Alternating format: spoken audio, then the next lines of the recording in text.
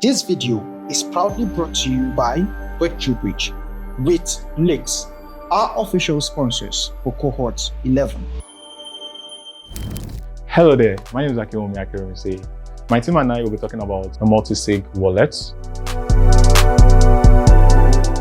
So to start with, for every standard wallet, say personal wallet that has your personal funds, for you to be able to initiate transaction, you need your private key, your personal private key to be able to sign up every transaction.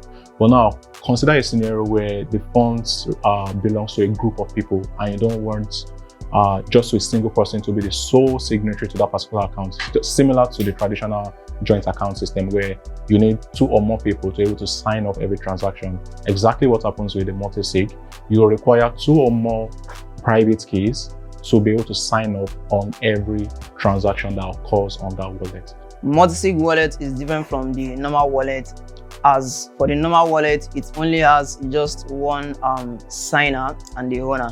So whatever funds is in a wallet, it's only a signer that is required to sign whatever transaction that is to be carried out. But for Multisig wallet, it requires more than one signature. So basically, Multisig wallet is a kind of wallet whereby a number of people have to sign before money is taken out. So basically, there's something called a quorum.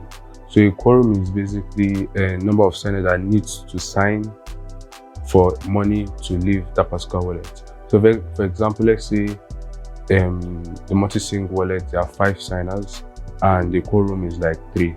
So before money can be moved out of that wallet or any transaction that is going in to that wallet that needs to be approved, at least 3 people out of those 5 people that owns that wallet needs to sign it for any transaction to be approved. So that is just the basic overview of Multisig.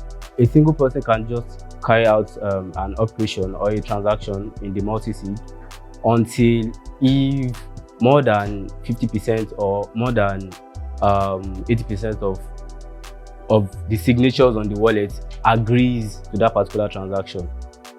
If a transaction is being carried out, it needs to go through other signature, other signers to approve that particular transaction. If they do not approve it, the transaction will not be successful. It won't be successful. So basically, for me as a user, or let's say for me as a user of Multisig wallet, if I try to carry out a transaction, it is being stored and notify other signatures that I'm about to carry out a transaction, and other signers will they need to approve my transaction before it's being carried out. So yeah, and it is possible to update the number of signers that need to approve a particular transaction. We call it quorum. So if any of the signers try to update the quorum, it needs to go through other signers to approve that particular transaction that I'm about to do, which is updating of quorum. So basically, Multisig wallet, it brings about security, it brings about transparency. So after you determine the contract, the addresses that you want to be the valid signers for your Multisig wallet, all you need to do is to add them in the contract, then deploy it, and that's that. So in order for us to be sure that our contract works well, we need to perform unit testing. So in this part, we are going to look at our contracts, take every cases, every scenario we highlighted in our contract. So we'll take it down and just test for those specific scenarios and make sure that they pass. So if they don't pass, then you go back and check your contract and be sure that they work well. Then afterwards, in order for you to be able to create multiple instances of your contract, you may want to make use of the contract factory. So the contract factory basically is that feature that allows a contract to be deployed severally. Just a factory that creates several instances of your contract. So a use case is just Genesis wallet. So basically, you can initiate that wallet type for different people. So you have a set of users. Let's say set A, they can make use of set A maybe they have their subset of wallets that they want to authenticate. You have set B, they all have their users to authenticate. So yeah, you can create different of those things. So, and then the last one is interaction. So if you want to interact with a contract online to see or that has been deployed on your mainnet, to see how it's either mainnet or testnet, to see how it interacts, how it works online. So you can do that, you can perform those interactions.